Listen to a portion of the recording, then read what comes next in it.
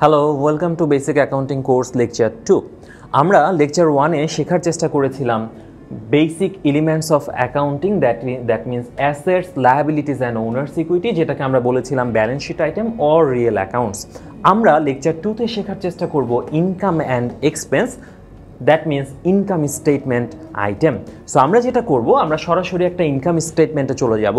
Remember, income স্টেটমেন্টকে এখন আমরা ডাকি স্টেটমেন্ট অফ ফাইন্যান্সিয়াল পারফরমেন্স নামে। এর আগের লেকচারে আমরা বলেছিলাম ব্যালেন্স শিটকে আমরা ডাকি স্টেটমেন্ট অফ ফাইন্যান্সিয়াল পজিশন নামে, আর এখন থেকে আমরা শিখব ইনকাম স্টেটমেন্টকে আমরা ডাকবো স্টেটমেন্ট অফ ফাইন্যান্সিয়াল পারফরমেন্স নামে। সো স্টেটমেন্ট অফ ফাইন্যান্সিয়াল পারফরমেন্সের দুইটা এলিমেন্টস থাকবে, ইনকাম অ্যান্ড এক্সপেন্স। সো আমি যেটা করেছি, এক পাশে ইনকাম রেখেছি, রিমেম্বার ইনকাম মানেই হচ্ছে রেভিনিউ, আর এক পাশে রেখেছি এক্সপেন্স। সো এই দুইটা এলিমেন্টস মিলে আমার ইনকাম স্টেটমেন্ট হবে or statement of financial performance হবে। সো আমরা যেটা করেছি, কতগুলো ইনকাম আইটেমের নাম লেখার চেষ্টা করেছি। যেমন আমার ইনকামের সবচেয়ে বড় সোর্সই হচ্ছে সেলস রেভিনিউ, দ্যাট মিনস আমি যদি মার্কারটা বিক্রি করি, মার্কার বিক্রি করা হচ্ছে আমার ইনকামের সবচেয়ে বড় সোর্স। সো আমি যদি 100 টাকা দিয়ে মার্কারটা বিক্রি করি, আমার সেলস রেভিনিউ চলে আসবে 100 টাকা। এখন আমি যদি দোকানদার না হয়ে, আমি যদি ট্রেডিং বিজনেস না করে, আমি যদি সার্ভিস ওরিয়েন্টেড বিজনেস করি, দ্যাট মিনস আমি যদি ডাক্তার হই অথবা আমি যদি উকিল হই, সো আমি ডাক্তার হিসেবে একজন পেশেন্টকে দেখার পরে তার কাছ থেকে যদি 1000 টাকা নেই, সেই 1000 টাকাকে আমি সেলস রেভিনিউ বলতে পারবো না, কারণ আমি কোনো কিছু সেলস করিনি, আমি সার্ভিস দিয়েছি। তখন আমরা এখানে লিখবো সার্ভিস রেভিনিউ 1000 টাকা। এছাড়া আমরা কমিশন রিসিভ করতে পারি, ইন্টারেস্ট রিসিভ করতে পারি, এগুলো হচ্ছে আমাদের জন্য রেভিনিউ আইটেম বা income item. On the other hand, আমাদের এক্সপেন্সের ভেতর কিছু আইটেম আছে, যেমন cost of sales. So cost of সেলসের জায়গাটা একটু বোঝা দরকার। আমরা যদি খুব ছোট্ট একটা এক্সাম্পল দেই, আমরা ধরলাম যে আমরা 10টা মার্কার কিনে নিয়ে আসছি, 10 ইউনিট মার্কার কিনে নিয়ে আসছি, প্রতিটা মার্কারের দাম হচ্ছে 100 টাকা করে। সো টোটাল আমার দাম পড়েছে 1000 টাকা। সো আমার কিনতে খরচ হয়েছে কত টাকা? 1000 টাকা। 1000 টাকা দিয়ে আমরা 10টা মার্কার কিনেছি, কারণ আমরা মার্কারের বিজনেস করি। ফাইন, এখন 10টার ভেতর সবগুলো কিন্তু আমরা বিক্রি করতে পারি না, কিছু অবিকৃত অবস্থায় থেকে যায়।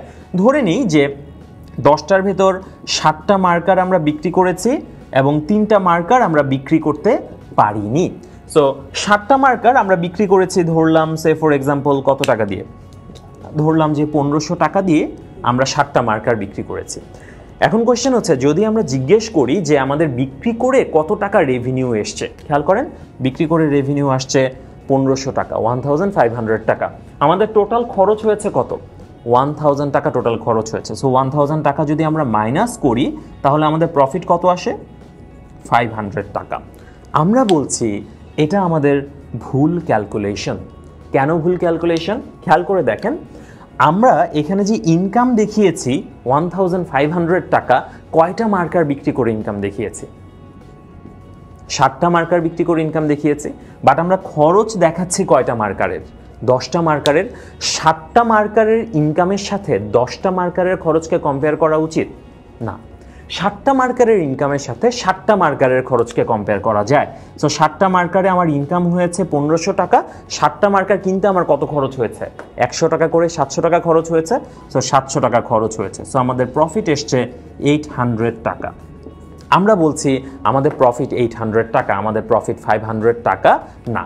এই যে 700 টাকা, এই 700 টাকাকেই আমরা বলছি cost of sales. Cost of সেলসের বাংলা হচ্ছে বিক্রিত পণ্যের ব্যয়। যতটুকু পণ্য বিক্রি করা হয়েছে সেটা অর্জন করতে কত টাকা খরচ হয়েছে। আমরা কি 7টা পণ্য বিক্রি করেছি নাকি 10টা পণ্য বিক্রি করেছি? 7টা পণ্য বিক্রি করেছি। সেই 7টা পণ্য অর্জন করতে আমার খরচ কত হয়েছিল? 100 টাকা করে 700 টাকা খরচ হয়েছে। এই 700 টাকাকে আমরা বলছি কস্ট অফ সেলস। সো এখান থেকে আমরা একটা সামারি করে রাখতে পারি। আমরা লাভের অংশ বের করার জন্য বিক্রয় মূল্য থেকে মোট খরচকে বাদ দিব নাকি বিক্রিত পণ্যের ব্যয় মানে কস্ট অফ সেলসকে বাদ দিব? ডেফিনেটলি কস্ট অফ সেলসকে বাদ দিব। সো সামারিটা কি হচ্ছে? Sales revenue minus cost of sales equal to gross profit. So এটা আমরা অন্য একটা লেকচারে পড়বো, জাস্ট এখান থেকে আমরা একটা সামারি ড্র করে রাখছি। আর একটু খেয়াল করে দেখেন, 7টা মার্কার তো বিক্রি করে দিয়েছি, আরও 3টা মার্কার রয়ে গেছে না? 3টা মার্কারের দাম কত? 100 টাকা করে 300 টাকা। সো এই 3টা মার্কারকে আমরা বলছি ইনভেন্টরি, যেটা আমরা অ্যাসেট হিসেবে ট্রিট করব, কারণ 3টা মার্কার আমরা এখনো বিক্রি করতে পারিনি। এই 3টা মার্কারের 300 টাকা কখন আবার কস্ট অফ সেলস হবে বলেন তো? যখন এই 3টা মার্কার পরের বছর গিয়ে আমি আবার বিক্রি করে দিব, তখন এই 300 টাকা কস্ট অফ সেলস হয়ে যাবে। কারণ সেই সেলের সময় আমার যে আয়টা হয়েছে সেই আয় সৃষ্টিতে তখন এই 300 টাকা ভূমিকা রাখবে, এখন কিন্তু রাখছে না। সো আমরা যদি একটু এখান থেকে সামারি করি, একটু খেয়াল করে দেখেন আমার কাছে টোটাল যতগুলো থাকবে ইনভেন্টরি, সেটা কত জায়গায় যেতে পারে? 2 জায়গায় যেতে পারে। কিছু অংশ কস্ট অফ সেলসে চলে যাবে, কিছু অংশ চলে যাবে ইনভেন্টরিতে। সো এই 2টা মিলে কার সমান হবে? টোটাল আমার কাছে যতগুলো অ্যাভেলেবল ইউনিট আছে তার সমান হবে। সো আমার কাছে অ্যাভেলেবল 10টা ছিল, তার মধ্যে 7টা কস্ট অফ সেলসে চলে গেছে, 3টা হয়ে গেছে ইনভেন্টরি। এনিওয়ে, আমরা এই জায়গাটা পরে দেখার চেষ্টা করব। আমরা আসছি ইনকাম এবং এক্সপেন্স আলোচনা করার জন্য, ইনকাম এবং এক্সপেন্সের জায়গাটা বোঝার জন্য। So cost of sales definitely আমাদের জন্য একটা এক্সপেন্স আইটেম। আমি স্যালারি দেওয়ার কথা, স্যালারি একটা expense item, advertisement expense item, rent একটা এক্সপেন্স আইটেম হতে পারে। ডেপ্রিসিয়েশন নামটা হয়তো বা অনেকের কাছে নতুন মনে হতে পারে। ডেপ্রিসিয়েশন অ্যাকাউন্টিংয়ের খুব স্পেশাল একটা জায়গা, যেটা নন অ্যাকাউন্টেন্টরা কখনো প্র্যাকটিস করে না। ডেপ্রিসিয়েশনের কনসেপ্টটা খুব সহজ। আমি একটা ফার্নিচার কিনে নিয়ে আসছি 5,000 টাকা দিয়ে। সো 5,000 টাকার ফার্নিচারটা আমি শুরুতেই ধরে নিয়েছি, ধরেন 5 বছর আমি ব্যবহার করতে পারবো, 5 বছর পরে আমি আর ব্যবহার করতে পারবো না। সো 5,000 টাকা তো আমার ফার্নিচার অ্যাসেটের ভ্যালু, আমি অ্যাসেট হিসেবে ট্রিট করেছি। সো 1 বছর যখন চলে যাবে তখন আমার অ্যাসেটের ভ্যালু কি 5,000 টাকা থাকবে? না, থাকবে না, কারণ আমি এটাকে 5 বছর ব্যবহার করব চিন্তা করেছি, তার ভিতর 1 বছর ব্যবহার করে ফেলেছি, তার মানে কি 1,000 টাকা অলরেডি আমি ব্যবহার করে ফেলেছি। সো আমার অ্যাসেটের ভ্যালু 1,000 টাকা কমে যাবে। অন দ্য আদার হ্যান্ড আমার একটা এক্সপেন্স আইটেম ক্রিয়েট হবে, সেই এক্সপেন্সের নাম হচ্ছে ডেপ্রিসিয়েশন। ডেপ্রিসিয়েশনের বাংলা হচ্ছে অবচয়, আরও সহজ করে বললে সম্পত্তির ব্যবহারজনিত ক্ষতি। মানে সম্পত্তিকে আমি যতটুকু ব্যবহার করেছি ততটুকুর প্রাইসটা হচ্ছে ডেপ্রিসিয়েশন, সেটা অবশ্যই আমাদের জন্য একটা এক্সপেন্স আইটেম। সো এখন আমরা যদি আসি, আমাদের অ্যাকাউন্টিংয়ের ইনকাম এবং এক্সপেন্সের জায়গাটা একটু ক্রিটিক্যাল।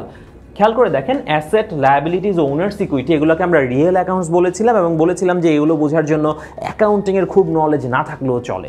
বাট ইনকাম আর এক্সপেন্সটা বোঝার জন্য অ্যাকাউন্টিংয়ের নলেজ থাকা মাস্ট, কারণ এখানে অ্যাকাউন্টেন্ট এবং নন অ্যাকাউন্টেন্ট দুইটা মানুষ গুলিয়ে ফেলে। আমি খুব সহজ একটা এক্সাম্পল দিই।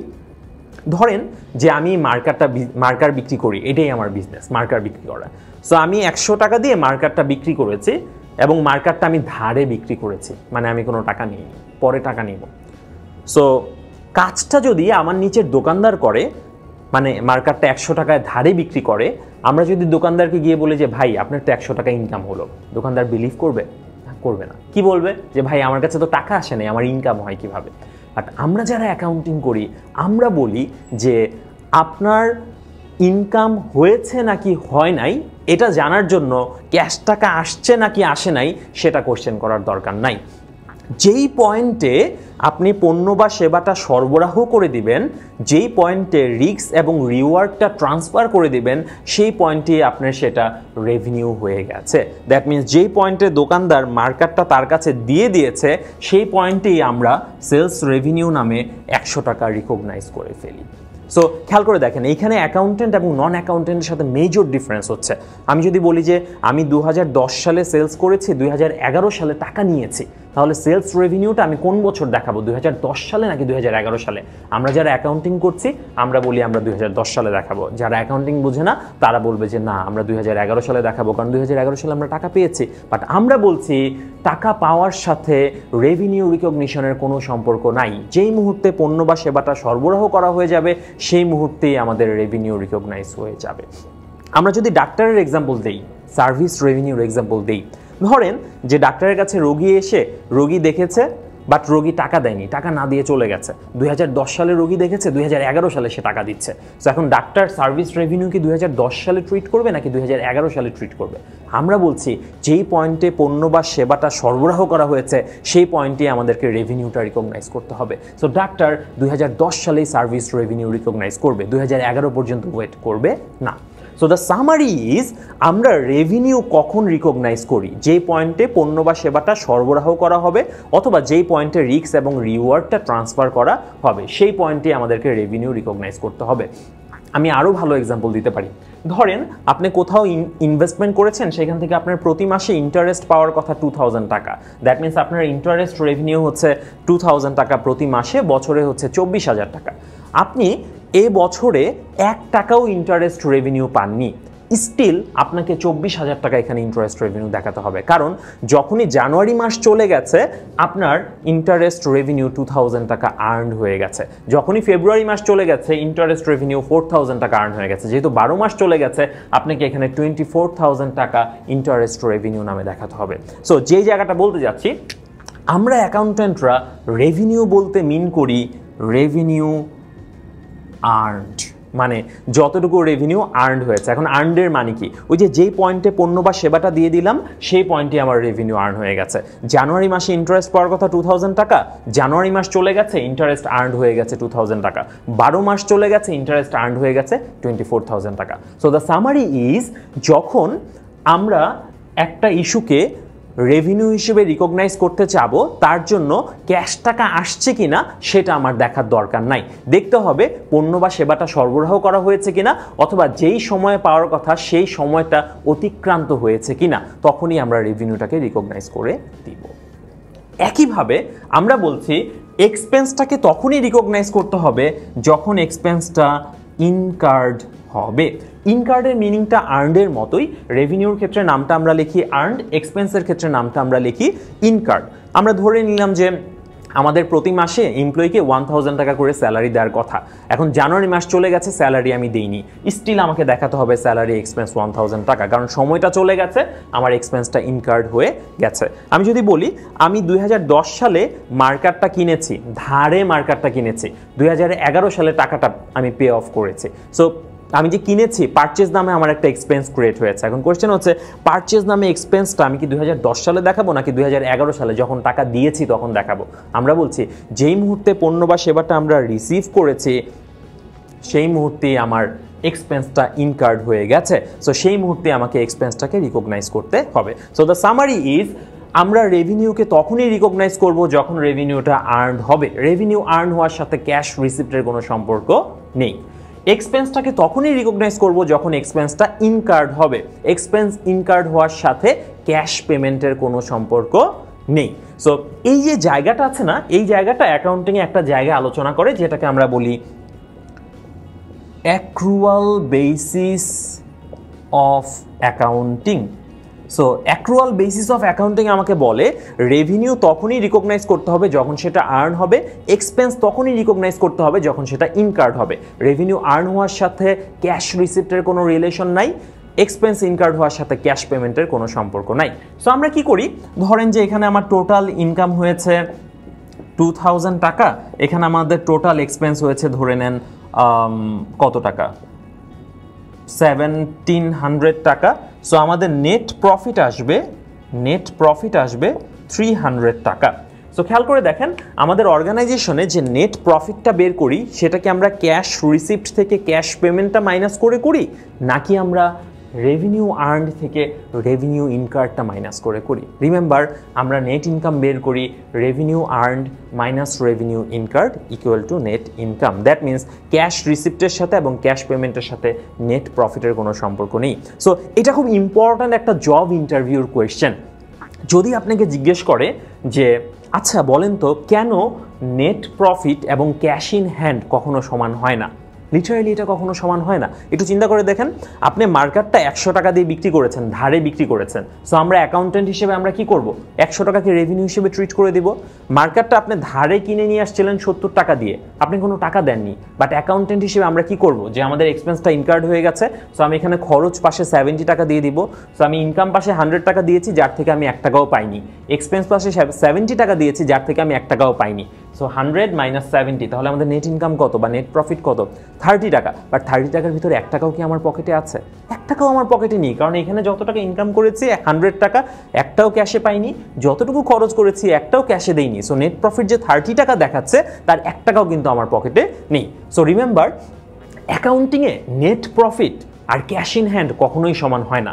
যদি আপনাকে কেউ জিজ্ঞেস করে কেন সমান হয় না, কারণটা এক লাইনে বলবেন। কারণটা হচ্ছে আমরা নেট প্রফিট বের করি অ্যাক্রুয়াল বেসিস অফ অ্যাকাউন্টিং অনুযায়ী, এতটুকু বললেই হবে, বাকিটা যে জব ইন্টারভিউ নিচ্ছে সে বুঝে নেবে। ঠিক আছে, সো আমরা এখান থেকে আরেকটা যেই জিনিস জানতে যাচ্ছি সেটা হচ্ছে ইনকাম আর এক্সপেন্সের ডেফিনেশনটা কতটুকু কভার করে। রিমেম্বার, একটা অর্গানাইজেশনের যে মালিক থাকে মানে ওনার্স ইকুইটি থাকে, অর্গানাইজেশনের যতগুলো ইনকাম হবে ওনার বলবে যে সেটা আমার ইনকাম, যতগুলো এক্সপেন্স হবে ওনার বলবে যে আচ্ছা ঠিক আছে তাহলে এটা তুমি আমার কাছ থেকে কেটে নাও। সো দ্য সামারি ইজ, যখনই কোনো রেভিনিউ আসবে, ইনকাম জেনারেট হবে, ইনকাম আর্নড হবে, আমরা ওনার্স ইকুইটিকে বাড়িয়ে দিব, যখনই কোনো এক্সপেন্স ইনকার্ড হবে আমরা ওনার্স ইকুইটিকে কমিয়ে দিব। সো এখান থেকে আমরা সামারিটা মনে রাখতে পারি, প্রতিটা রেভিনিউর জন্য আমরা ওই প্লাস করব, প্রতিটা এক্সপেন্সের জন্য আমরা ওই মাইনাস করব। সো দ্য সামারি ইজ, প্রতিটা ইনকামের জন্য ওই বাড়বে, প্রতিটা এক্সপেন্সের জন্য ওই কমবে। এই জিনিসটা আমার ইম্পর্টেন্ট যখন আমরা ইকুয়েশন অ্যানালাইসিস করব। দেখেন ইকুয়েশনে 3টা আইটেম আছে, অ্যাসেট, লায়াবিলিটিস আর ওনার্স ইকুইটি। সো ইনকাম আর এক্সপেন্স কিন্তু নেই। সো ইনকাম আর এক্সপেন্সটা ওইর ভিতর ঢুকে গেছে, প্রতিটা ইনকামের ফলে ওই বেড়ে যাবে, প্রতিটা এক্সপেন্সের ফলে ওই কমে যাবে। সো আমরা আজকের লেকচার পর্যন্ত টোটাল 2টা জিনিস কভার করার চেষ্টা করেছি, একটা হচ্ছে ব্যালেন্স শিট আইটেম আর একটা হচ্ছে ইনকাম স্টেটমেন্ট আইটেম। এগুলো হচ্ছে রিয়েল অ্যাকাউন্টস, এগুলো হচ্ছে নমিনাল অ্যাকাউন্টস। আশা করছি আগামী লেকচারে আমরা এটার পরে ট্রানজ্যাকশন শেখানোর চেষ্টা করব। So thank you.